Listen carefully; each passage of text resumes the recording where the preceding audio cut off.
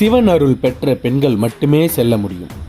வெள்ளிக்கிழமை கிரிவலம் ஏன் தெரியுமா? வாருங்கள் பார்க்கலாம். ஒரு காலத்தில் அசுரர்கள் தங்களுக்கு அளப்பரிய செல்வங்களை வழங்க வேண்டும் என்று திருமகளை வற்புறுத்தினார்களாம்.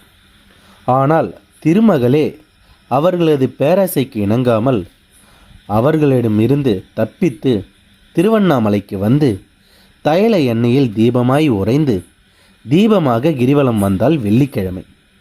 அதனால் வெள்ளிக்கிழமை கிரிவலம் வந்தால் இல்லற பெண்களுக்கு லட்சுமி கடாட்சமும் இல்ல இன்பமும் அமைதியும் மாங்கல்ய பலமும் கிடைக்கும் என்று நம்பப்படுகிறது.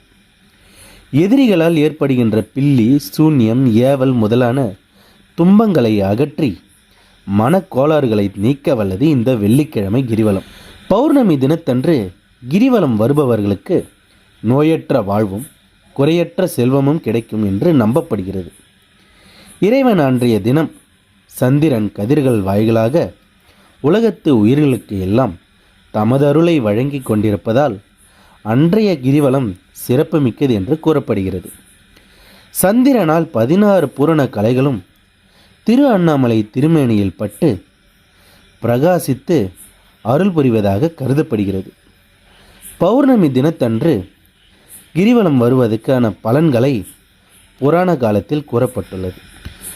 யார் ஒருவர் பௌர்ணமி அன்று அருணாச்சலத்தில் கிரிவலம் வருகிறார்களோ அவர்களுக்கு திருவண்ணாமலை திருமேனியில் பிரகாசிக்கும் நிலவின் 16 கலைகளும் பராசக்தியின் 64 கலைகளும் 27 நட்சத்திர தேவியரின் பிரகாசமும் அருட்செல்வமும் கிடைக்கும் என்று கூறப்படுகிறது.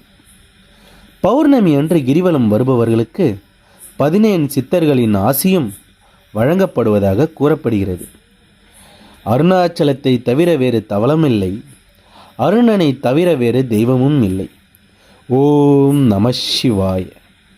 அனைவரும் கிரிவலம் சென்று அப்பனின் ஆசியை பெறுக.